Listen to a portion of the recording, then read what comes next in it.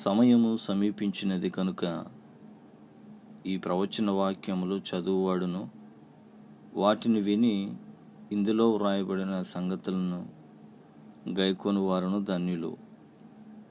ప్రకటన గ్రంథము 1వ అధ్యాయము 3వ వచనము.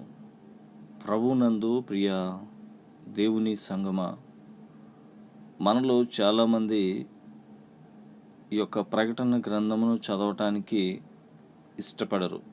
ఎందుకంటే అందులో ఉన్నటువంటి ప్రతి ఒక్క వాక్యము బహుభయంకరమైనదిగాను మనలను బాధించేటటువంటి విధముగాను ఉంటూ ఉందని.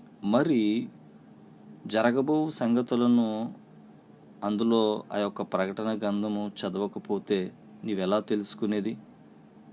పరిశుద్ధాత్ముడు తనంతట తానే ఏమి బోధించక వాక్యమును బయలుపరుచున్నట్లుగా మనము ఆ యొక్క ప్రకటన గ్రంథము ధ్యానం చేయాలి. ఆ యొక్క ప్రకటన గ్రంథమును ధ్యానం చేయలేకపోతే పరిశుద్ధాత్ముడు ఎలా బయలుపరుస్తూ ఉంటాడు? అందుకే దేవుని యొక్క వాక్యం సెలవిస్తూ ఉంది. యోహాను సువార్త 16వ అధ్యాయము 13వ వచనము. అయితే ఆయన అనగా సత్యస్వరూపి అయిన ఆత్మ వచ్చినప్పుడు మిమ్మును సర్వసత్యములోనికి నడిపించును. ఆయన తనంతట తానే ఏమీయు బోధింపక వేటిని వినునో వాటిని బోధించి సంభవింపబోవు సంగతులను మీకు తెలియచేయును. ప్రియ దేవుని బిడ్డలారా, ప్రతి ఒక్కరము కూడా దేవుని యొక్క రక్తంలో కడగబడినటువంటి ప్రతి బిడ్డ ఆయన నమ్మి ఆయనను విశ్వసించి నడుచుకునేటటువంటి ప్రతి వారు కూడా వెలుగు సంబంధులు, చీకటి వారం కాదు. కనుక ప్రకటన గ్రంథము ధ్యానించటానికి ఇష్టపడుతూ ధ్యానిస్తూ జరగబోయేటటువంటి ఆ యొక్క సంగతులను పరిశుద్ధాత్మ యొక్క సహాయంతో తెలుసుకోవటానికి ప్రయత్నించాలి. దేవుని బిడ్డలారా, దేవుని వాక్యం సెలవిస్తూ ఉంది. సహోదరులారా, ఆ దినము దొంగవలె మీ మీదకి వచ్చుటకు మీరు చీకటిలో ఉన్నవారు కారు. మీరందరూ వెలుగు సంబంధులను పగటి సంబంధులనై ఉన్నారు.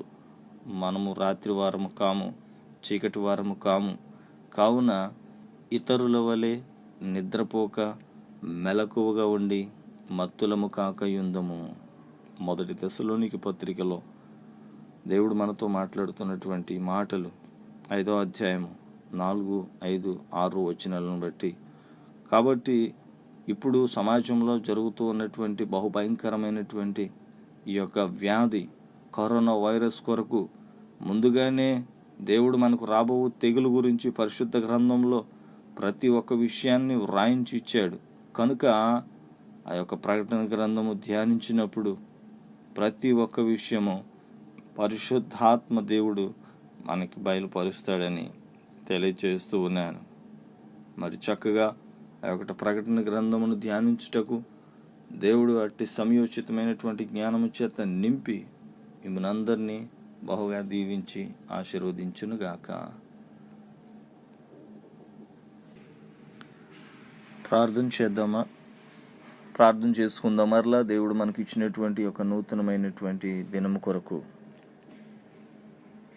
ఉదయకాల వేకువజామున ఆయన నామమును స్తుతించుటకు ఆయన ఇచ్చినటువంటి గొప్పదైనటువంటి భాగ్యమును బట్టి, ఆయన మనకిచ్చినటువంటి దేవుని యొక్క గొప్ప వాక్యమును బట్టి ప్రార్థన చేద్దాం.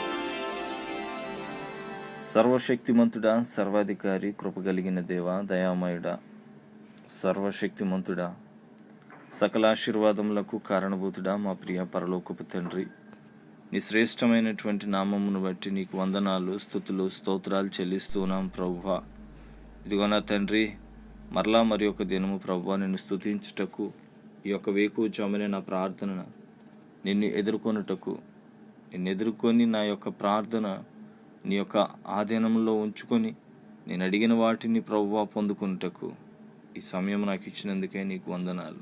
అవును దేవా, నీవు మాకు నీ యొక్క పరిశుద్ధాత్మ శక్తి చేత ప్రభువా అనేకమైనటువంటి సంగతులను బయలుపరచడానికి నీవు నాకు ఇచ్చినటువంటి ఆ యొక్క పరిశుద్ధ గ్రంథమును ప్రభువా అనునిత్యము ధ్యానించుటకు సమయం సమీపించి ఉన్నది కనుక అందులో చదివేటటువంటి ప్రతి ప్రవచన వాక్యము నాయనా, దానిలో రాయబడినటువంటి ప్రతి సంగతి గైకొనువాడు ధన్యుడని నీ లేఖనాలు సెలవిస్తూ ఉన్నాయి.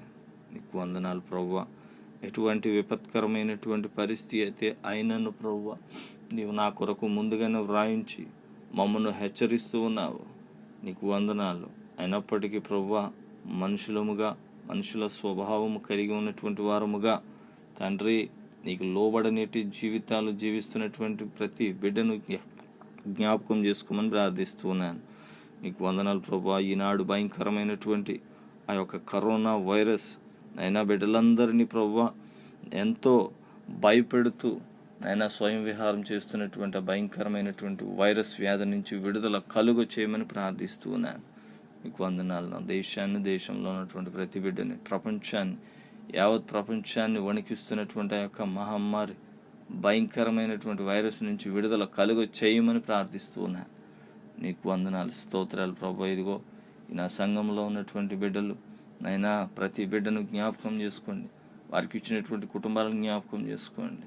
దూర విదేశాల్లో పనిచేస్తున్నటువంటి ప్రతి తల్లిని, చెల్లిని, ప్రతి బిడ్డను జ్ఞాపకం చేసుకోండి. వారికి కావలసినటువంటి నూతనమైనటువంటి ఆరోగ్యం చేత నింపబడి దేహమునకు కావలసినటువంటి శక్తి, బలము నాయన నీవు అనుగ్రహించి చక్కగా వారికి ఉన్నటువంటి సమయాన్ని ప్రభు వినియోగించుకుని అంత మాత్రమే కాదు, నీ సన్నిధిలో గడపడానికి కావలసినటువంటి ఆ యొక్క ధన్యత ప్రతి బిడ్డకును దయచేయమని, కేవలం నీవు మాత్రమే మహిమ పొందుకోమని యేసు నామములో ఈ ప్రార్థన మనం అడిగి వేడుకొంచున్నాను మా పరమ తండ్రి. ఆమేన్. తండ్రి అయిన దేవుని యొక్క కృప, కుమారుడైనటువంటి యేసుక్రీస్తు వారి యొక్క ప్రేమ, పరిశుద్ధాత్మని యొక్క అన్యోన్య సహవాసము